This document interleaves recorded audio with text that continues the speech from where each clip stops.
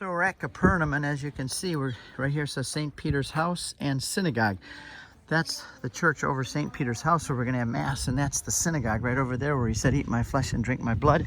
And right over there is the shoreline where the boats were.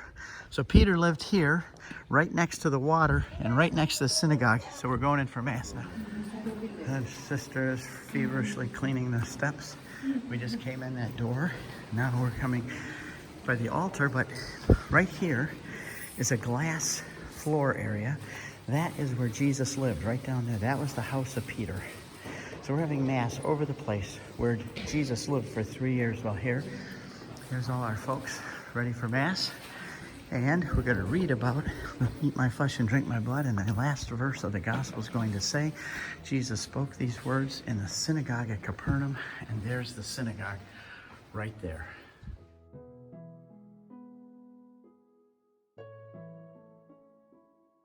On the night he was betrayed, he himself took bread, and giving you thanks, he said the blessing, broke it, and gave it to his disciples, saying,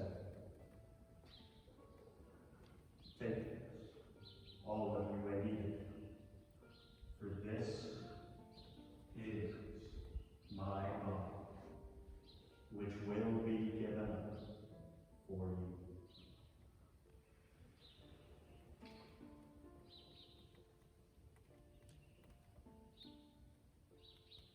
Going to do? You next time you walk through Capernaum, we're going to go up and bite you. Now we'll have eternal life. What are you talking about? And drinking blood, how can you drink blood, human blood? The Jews can't even drink animal blood. When they can't come to your house on the 4th of July. On the 4th of July, you go to the grocery store and you get that piece of steak that's in that cellophane there, whatever it is, and it's got a pool of blood there, and you go, "Oh, that's going to be a juicy steak." You put it on the grill, I can smell it already. The Jews couldn't come and eat because they can't eat blood. They kill and hang the animal upside down. They cut his throat. We shoot the animal. They cut his throat, drain every drop of blood out before they butcher because they can't have any blood. And now you're saying you have to drink human blood? Are you absolutely insane? And they all argue with him, and they get up and walk away. Here's another view of the church built over Peter's house where we had Mass, and here is the synagogue. This is where Jesus said, "Eat my flesh and drink my blood," and some of our folks looking around.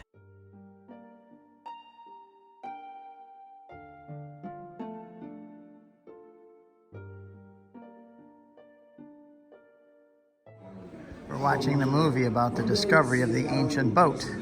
And here's our group. It's about a 5 or 10 minute movie about discovering this boat in the mud during a drought. And there's a boat 2,000 years old. Maybe Jesus saw it or rode in it. We don't know. After seeing the ancient boat, we get on a real boat. And here's everybody now sitting on the deck, and off we go. We're going to have the national anthem next.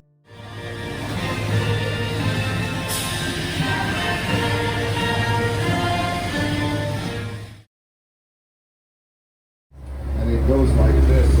There are two seasons.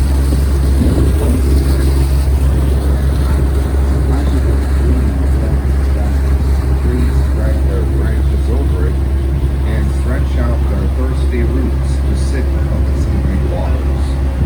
The river Jordan makes the sea with sparkling water from the hills, so it laughs in the sunshine, and men build their houses near to it, and birds their nests, and every kind of life is happier because it is there.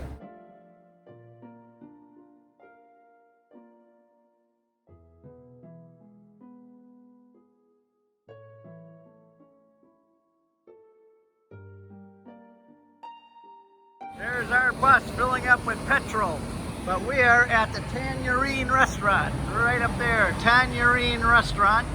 And here's where our folks are. They're already seated and starting to eat. There's our folks.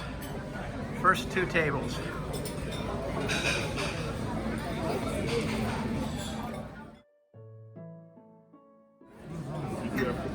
Look at all those St. Peter's fish. Yes. See, we had fish, no bone. Fish. Good fish. I love my fish. It's good, huh? It tastes very fresh.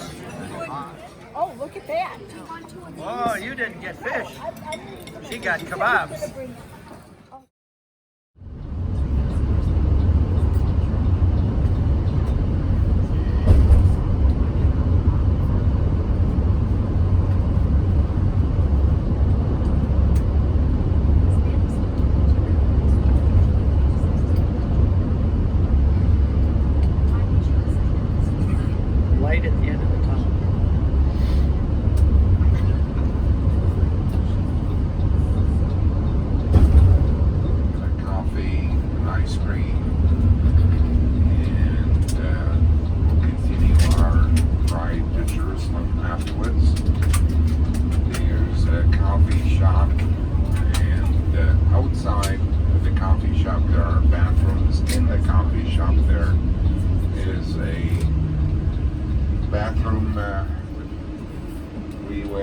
stop and give you 20, 25.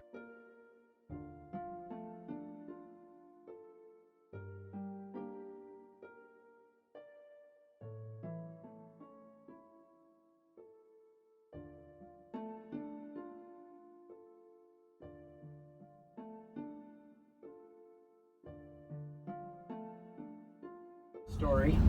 And on times when we have two buses, I have to do it twice. Once the first part of the way and one the second part. I'm not quite sure what I'm going to do next time in November when we have three buses. But as you know, Janet and I were not always Catholic, and a lot of folks have heard our conversion story before, and if you have, please feel free to take a nap, whatever you want. You can't offend me because I'm looking straight forward anyway. I'd get motion sickness if I stood up and told you looking at you. So as long as you don't snore too loudly, you certainly won't bother me. So Janet and I were not always Catholic, as you know. We were born into Protestant Christianity, and my flavor of Christianity was Southern kind of fundamentalist Baptist, and we were very anti-Catholic. It all started with my parents, who got married when they were young. My mom was 17, my dad was 19, and they were from Chicago. My dad was a country boy, my mom was a city girl. They got married early, and they had 12 years of miscarriages. I did have an older brother and sister, but then 12 years of miscarriages followed that, and my mom was very distraught. They got an offer from Henry Ford II. I still have the letter that he wrote to my father because of a mutual friend. My father was a tow truck driver in Mundelein, Illinois, and he got this letter from Henry Ford inviting him to come to Detroit and work for him.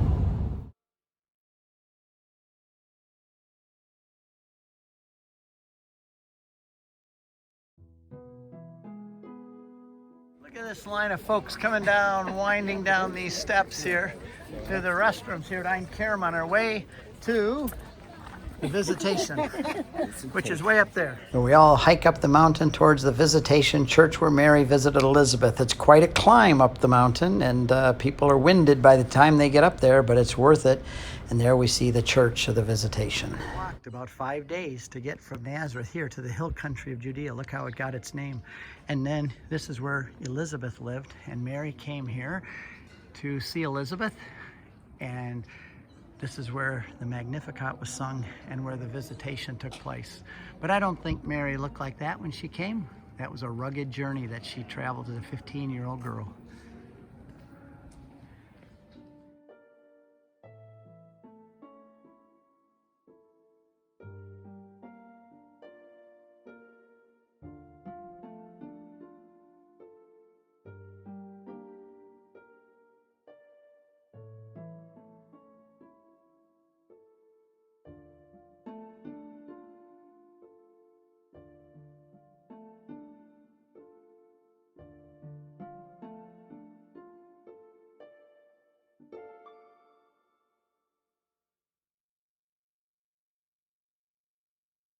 Blessed is the fruit of thy womb, Jesus. Holy Mary, Mother of God, pray for us sinners now and at the hour of our death. Amen. Hail Mary, full of grace, the Lord is with thee. Blessed art thou amongst women, and blessed is the fruit of thy womb, Jesus. We magnify your greatness to the Virgin Mary and all gods, through our Lord Jesus Christ, her Son, who lives and reigns with you in the unity of the Holy Spirit, one God forever. David came here and brought the ark. It said he took the ark into the hill country of Judea. Oh my goodness. It says that David danced and leapt in front of the ark, just like John the Baptist did. Elizabeth said, "Who am I that the mother of my Lord should come to me?" David said, "Who am I that the ark of the Lord should come to me?" Just interpose the words, the ark of the Lord and the mother of my Lord. Mary's the ark. The parallels are right there for you to see. Who am I that the mother of my Lord should come to me? You're the ark. It says that Mary stayed here for 3 months, and everyone in the house was blessed where David took the ark. David left the Ark of the Covenant in the hill country of Judea for 3 months, and everyone in the house was blessed. Specific. All of those things happened here. So Luke is telling you he's not even a Jew, he's a Gentile. He's one of the uncircumcised, and yet he's telling you, just so that you would know, that Mary came here. She is everything that the Ark of the Covenant was shown to be in 2 Samuel chapter 6. And if you put that in, overlay them, superimpose them on one of Mary is the Ark of the New Covenant. Isn't that cool?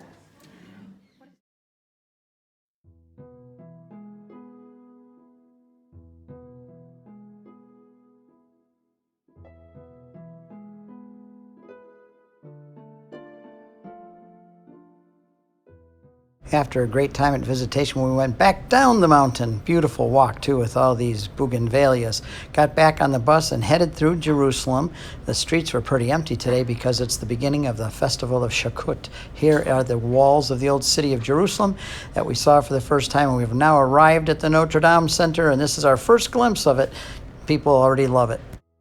It's always good to get here. Look at that nice sign on our beautiful 2019 bus. And we are now at the Notre Dame Center. What a beautiful place. Our group just got their luggage in. I'll take you in and show you the lobby. Oh, there I am. You can see me too. And here's the lobby. Beautiful. Oh, this is over 100 years old. And it's our favorite place to stay in Jerusalem. That's where we're all going to have dinner shortly. And here's Amr and Janet. And this is Noor. She takes good care of our groups. We love her. And there's Mary. And now look at this beautiful sign that we have here. Welcome to the Holy Land, Footprints of God. Welcome to the Holy Land with Steve and Janet Ray. And there's the Holy Sepulchre where we're going to have a solemn entry. Tomorrow our group is going to go right in there, escorted by the Franciscans in partnership with Corporate Travel and Best Tours, Amr Shahada. So we're going to show you where we're going to have dinner. And then I'm going to close the movie out for today. This is where our group is going to have dinner. Janet? Going over the menu and schedule with George. He's our favorite guy here. We've known him for almost 30 years, I think. Yeah. And then here is where our group is going to be eating. You can tell you're in the right place. It says Steve and Janet Ray right there. We have this whole section, best section of the restaurant. This is for us. Hello! Good night from the Notre Dame Center in the heart of Jerusalem.